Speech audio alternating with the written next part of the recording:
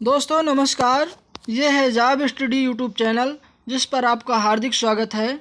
आइए प्रत्येक दिन की तरह जो है मित्रों अपने इस प्रैक्टिस सेट को राजनीति विज्ञान के 17वें नंबर प्रैक्टिस सेट को जो है सॉल्व करते हैं और अपनी तैयारी को आगे बढ़ाते रहते हैं। मित्रों इससे पहले आपसे एक विनम्र निवेदन है कि हमारे जॉब स्टडी यूट्यूब चैनल को अवश्य सब्सक्राइब करें जिससे आने वाली सारी वीडियोज़ आपको प्राप्त हो सकें।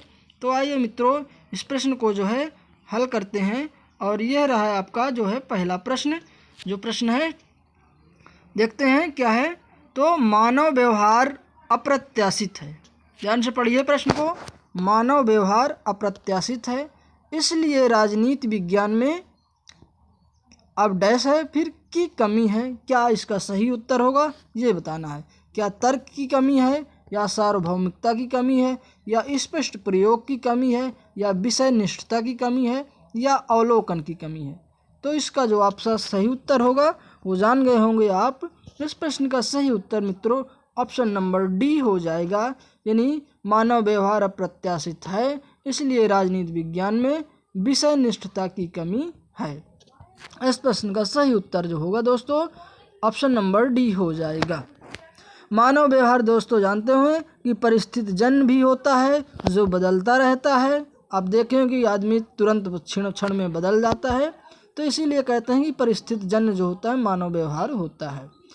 इसमें जो है मित्रों भविष्यवाणी नहीं की जा सकती है और ना ही इसमें सत्यापनशीलता होती है, यानी और ना ही इसमें भविष्यवाणी होती है और ना ही इसमें सत्यापनशीलता होती है। तो इस प्रश्न का सही उत्तर ऑप्शन नंबर डी हो गया। दूसरे प्रश्न की ओर देखते हैं क्या है। दूसरा प्रश्न ये रहा हमारे स्क्रीन पर। किस अवधि में उत्तर व्यवहारिकतावाद प्रमुखता की ओर बढ़ा। प्रश्न है किस अवधि में जो है उत्तर व्यवहारिकतावाद जो है प्रमुखता की ओर बढ़ा है। तो ऑप्शन नंबर ए लिखा हुआ है 1930 से 40 के मध्य। क्या ये सही हो जाएगा या 1880 से 90 के मध्य या 1960 से 70 के मध्य या दोस्तों 1990 से 2000 के मध्य या 1910 से 1920 के मध्य। तो इसका क्या सही उत्तर होगा इसका आपको टिक करना है। तो आपने टिक कर भी लिया होगा। इस प्रश्न का जो सही उत्तर होगा ऑप्शन नंबर सी हो जाएगा, यानी 1960 और 70 के दशक में जो है दोस्तों उत्तर व्यवहारिकतावाद प्रमुखता की ओर बढ़ चलता है। आगे प्रश्न है दूसरा हल करते हैं। फिर यह है अपना अगला प्रश्न। आधुनिक राजनीतिक विश्लेषण पर प्रसिद्ध किताबों के नाम नोट कर लीजिए चाहे तो।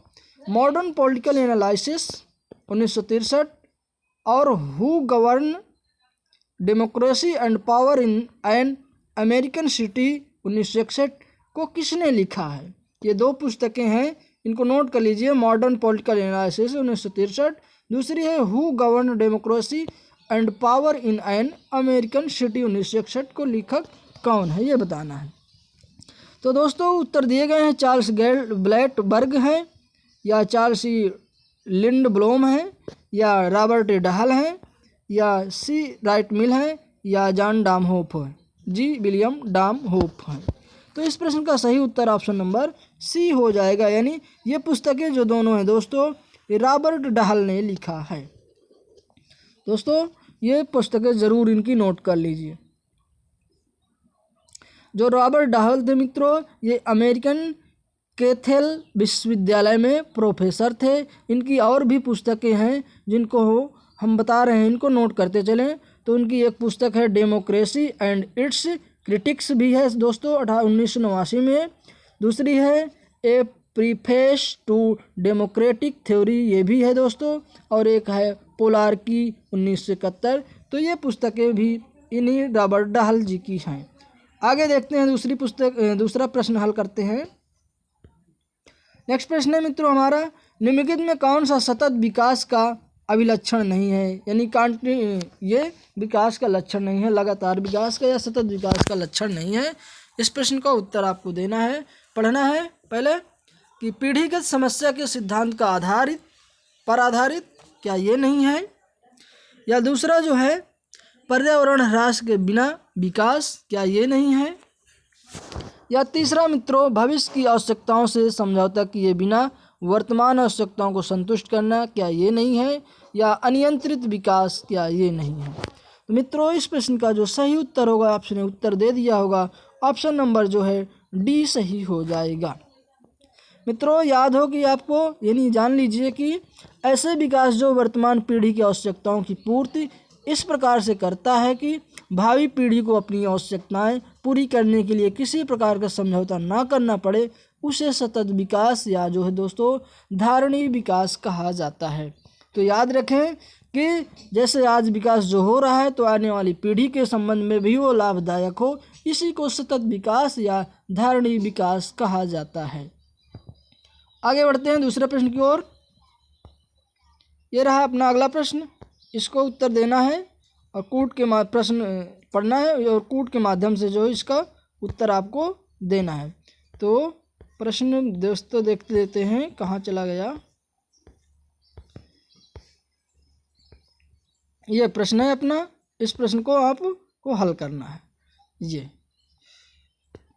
पढ़िए, निम्नलिखित में से कौन से कथन तुलनात्मक राजनीति में कार्ल डब्ल्यू डायस के संचार दृष्टिकोण से संबंधित है, ये बताना है। ऑप्शन लिखे गए हैं। ए नंबर में राजनीतिक व्यवस्था सूचना के आधार पर काम करने वाली मशीन के समान है। दूसरा है उनके सिद्धांत में गतिशीलता के साम्य के स्थान पर समान स्थिति का प्रयोग होता है। या सी नंबर है संरचना और प्रकारवाद पर बल दिया जाता है। या डी नंबर है निर्णय प्रकारों को अधिक महत्व दिया जाता है। तो इस प्रश्न का दोस्तों सही उत्तर जो हो जाएगा वो ऑप्शन नंबर जो है कौन सा, तो ए नंबर सही हो जाएगा। यानी ए और बी जो है दोस्तों ये दृष्टिकोण से डब्ल्यू डायस के दृष्टिकोण से संबंधित है। आगे देखते हैं, आधुनिकीकरण और क्षय के सिद्धांत की अवधारणा जो है निम्नलिखित में किसकी पुस्तक है या किसने से संबंधित है, ये बताना है। आधुनिकीकरण और क्षय के सिद्धांत की जो धारणा है किससे संबंध रखती है, क्या एल्पाई से या लिप्सेट से या हटिंगटन से या रोस्टो से? तो इस प्रश्न का जो सही उत्तर हो जाएगा ऑप्शन नंबर सी यानी हटिंगटन से क्षय और ये आधुनिकीकरण और क्षय का सिद्धांत संबंधित है। आगे बढ़ते हैं मित्रों, नेक्स्ट प्रश्न को हल करते हैं।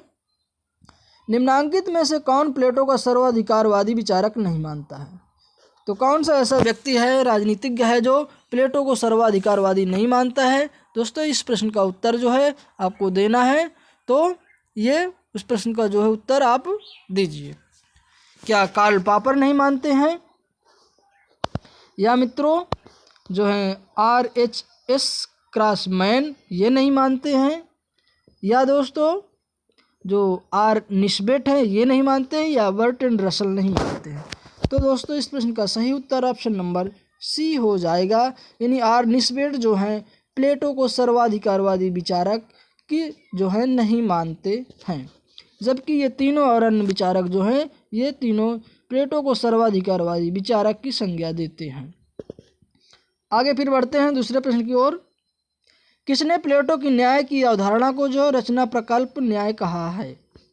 कौन सा ऐसा जो विद्वान है या राजनीतिज्ञ है जो कहता है कि जो प्लेटो की न्याय की अवधारणा है वो रचना प्रकल्प न्याय है? क्या कैटलिन ने कहा है, या एम बी फॉस्टर ने, या कार्ल पॉपर ने, या बार्कर ने? तो इस प्रश्न का जो सही उत्तर हो जाएगा ऑप्शन नंबर बी हो जाएगा।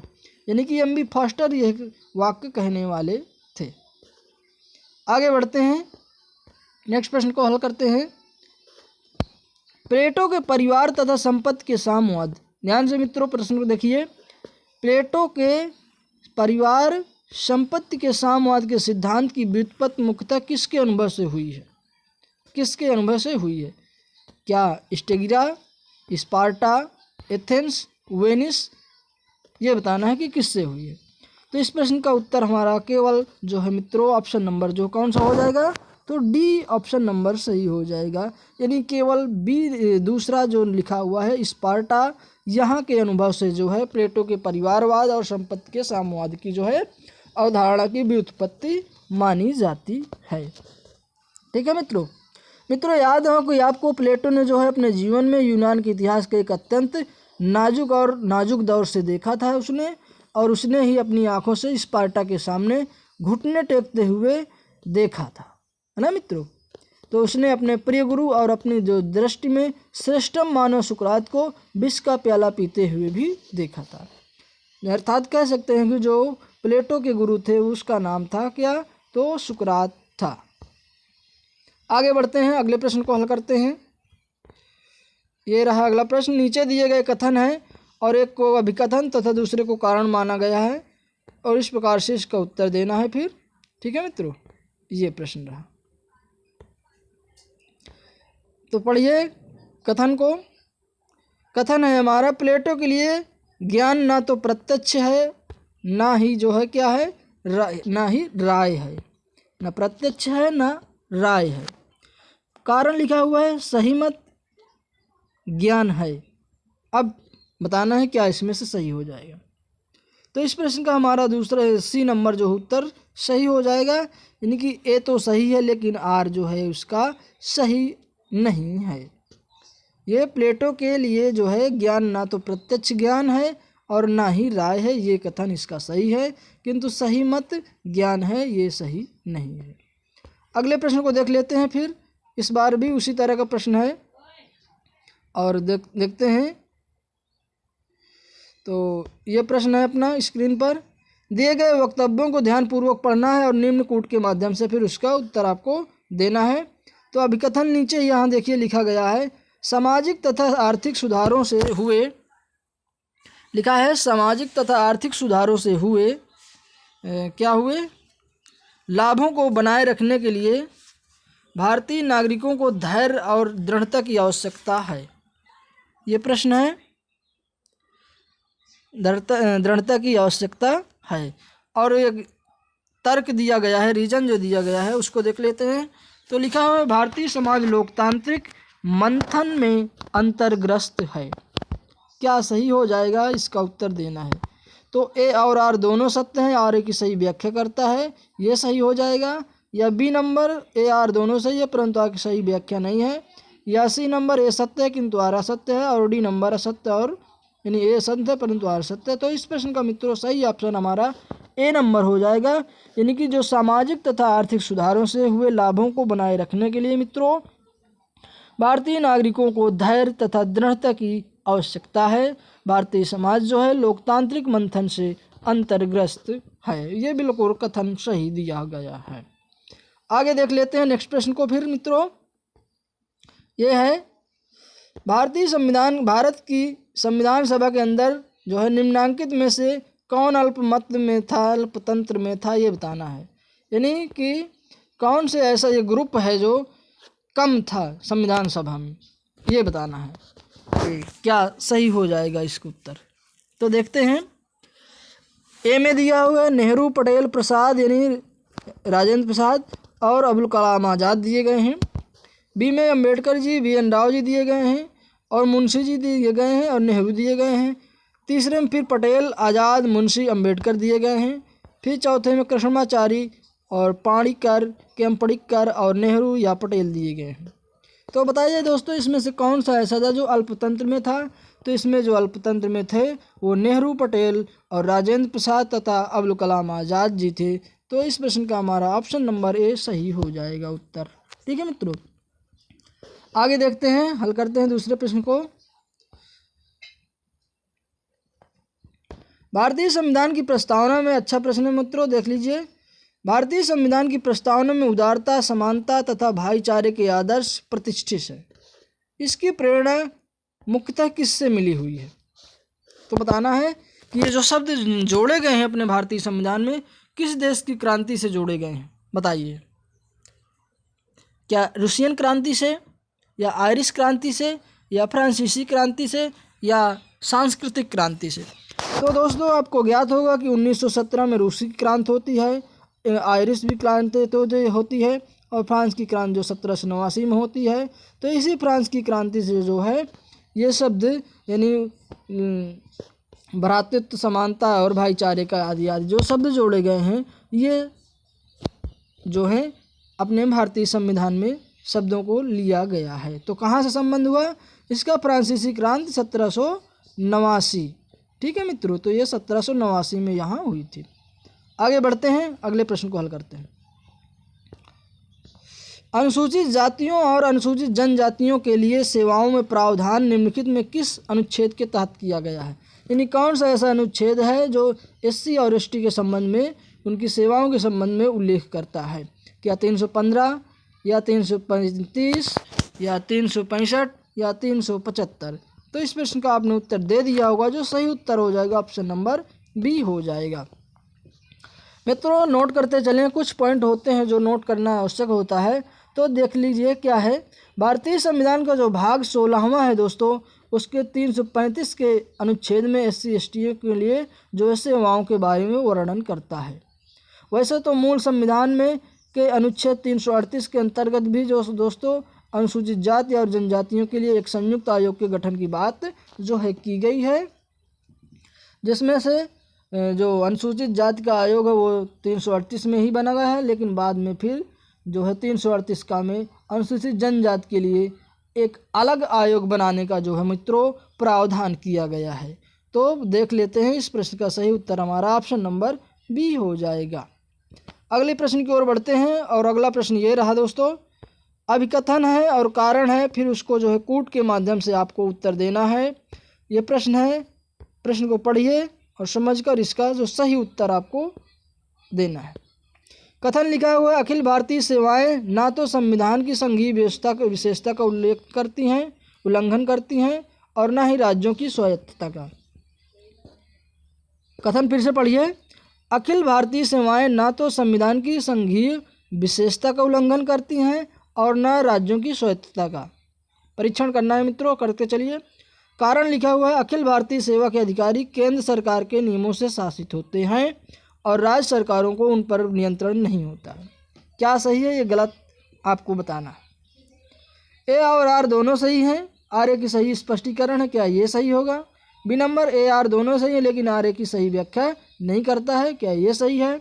सी नंबर में दिया गया है ए सही है लेकिन आर गलत है, या डी नंबर में दिया गया है ए गलत है लेकिन आर सही है?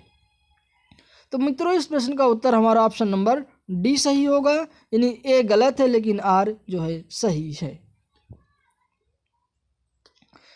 तो देख लेते हैं दोस्तों कि भारतीय संविधान में जो है अखिल भारतीय सेवाओं का जो वर्णन है अनुच्छेद 312 के अंतर्गत किया गया है ना। और इस सेवा के जो अधिकारी होते हैं दोस्तों, यद्यपि राज्यों में तो काम करते हैं लेकिन इन पर जो राज्यों का पूरा नियंत्रण नहीं होता है। ठीक है मित्रों, ये नोट करते चले। राज्यों में जो काम करना एकात्मकता का प्रतीक है दोस्तों, संघीय व्यवस्था का नहीं, अतः कथन गलत है, और जबकि जो कारण लिखा हुआ है वो सही लिखा हुआ है। दूसरे प्रश्न की ओर देख बढ़ते हैं। निम्न में से किस प्रशासकीय अभिकरण के पास जो है कार्य संपादन का अधिकार है? कौन सा ऐसा प्रशासकीय जो है अधिकरण है उसके पास जो है संपादन का अधिकार होता है, ये बताना है। क्या सूत्र अभिकरण के पास, या स्टाफ अभिकरण के पास, या सहायक अभिकरण के पास, और या तो फिर उपर्युक्त में से दोस्तों कोई नहीं, ये बताना है। तो बताइए इस प्रश्न का क्या उत्तर होगा? इस प्रश्न का सही उत्तर क्या होगा ये बताना है। तो इस प्रश्न का जो दोस्तों सही उत्तर हो जाएगा वो ऑप्शन नंबर जो है ए हो जाएगा, यानी सूत्र अभिकरण जो होता है उसके पास जो होता है मित्रों संपादन का एकाधिकार होता है। दोस्तों कार्य संपादन का जो एकाधिकार है वो सूत्र अभिकरण के पास होता है। संगठन का प्राथमिक कार्य जो है सूत्र अभिकरण द्वारा संपन्न किया जाता है। आगे मित्रों बढ़ते हैं, नेक्स्ट प्रश्न को देख लेते हैं। यह है अपना अगला प्रश्न। किसका मत है कि आंतरिक संगठन जो है स्वायत्तता कार्यों या कार्य पद्धति किसी भी दृष्टि से लोक निगम विभागों अथवा ब्यूरो से भिन्न नहीं होते हैं? ये प्रश्न है अगला। किसका मत है कि आंतरिक संगठन जो है स्वायत्तता कार्यों या कार्य पद्धतियों किसी भी दृष्टि से लोक निगम विभागों अथवा ब्यूरो से भिन्न नहीं होते हैं? किसने कहा है, किसका संबंध है इससे? तो राल्फ एस एटन ने कहा है क्या ऐसा, या बी नंबर डॉक्टर व्हाइट ने कहा है, या हर्बर्ट मॉरिसन ने, या गोरवाला ने कहा है? तो इस प्रश्न का जो सही उत्तर हो जाएगा वो ऑप्शन नंबर बी हो जाएगा। एल डी व्हाइट का यह कथन जो दोस्तों संबंध रखता है। दूसरे प्रश्न को देख लेते हैं। कश्मीर विवाद को हल करने के लिए संयुक्त राष्ट्र सुरक्षा परिषद द्वारा जो है दोस्तों, प्रश्न देख लीजिए, ये भारतीय विदेश नीति से संबंधित प्रश्न है। कश्मीर विवाद को हल करने के लिए जो है संयुक्त राष्ट्र संघ सुरक्षा परिषद के द्वारा नियुक्त आयोग में से देशों में से कौन एक सदस्य नहीं था, ये प्रश्न दिया गया है। बताइए, क्या USSR नहीं था, या अर्जेंटीना नहीं था, या USA नहीं था, या कोलंबिया नहीं था? तो इस प्रश्न का हमारा सही उत्तर हो जाएगा ऑप्शन नंबर ए सही हो जाएगा। यानी कश्मीर विवाद का जो मुद्दा है मित्रों, इसको हल करने के लिए संयुक्त राष्ट्र सुरक्षा परिषद ने का जो एक आयोग बनाया गया था उसमें USSR जो था सदस्य नहीं था। ठीक है मित्रों, तो इस प्रश्न का उत्तर हमारा जो है ये ए नंबर सही हो जाएगा। अगला प्रश्न हल करते हैं, ये है और इस प्रैक्टिस सेट का अपना लास्ट प्रश्न है, तो इसको देख लेते हैं। 1980 से पूर्व, ध्यान से पढ़िए प्रश्न को मित्रों, 1980 से पहले जो है इजराइल को वास्तविक मान्यता प्रदान करने के कारण में भारतीय विदेश नीति का कौन सा एक निम्नांकित निर्धारक नहीं है? तो क्या आर्थिक कारक, या भारतीय समाज की बहुलवादी प्रकृति, या भारत की ऐतिहासिक परंपरा, या भारतीय राष्ट्र की विचारधारा? क्या इसमें से जो है संबंध नहीं रखता है? तो इस प्रश्न का मित्रों उत्तर ऑप्शन नंबर सी हो जाएगा। यानी जो भारत की ऐतिहासिक परंपरा है ये इससे संबंध नहीं रखती है। मित्रों 1980 से जो देखते हैं कि 1980 से पूर्व जो है भारत और इजराइल को भारत द्वारा जो है इजराइल को मान्यता प्रदान करने के कारण में भारतीय विदेश नीति का निर्धारित करने में आर्थिक कारण, भारतीय समाज की बहुलवादी प्रकृति और भारतीय राष्ट्र की विचारधारा की प्रमुख भूमिका रही है। लेकिन भारत की ऐतिहासिक परंपरा भारत की विदेश नीति के निर्धारक तत्वों में नहीं आती है। तो इस प्रश्न का उत्तर जो है सी नंबर सही हो जाएगा।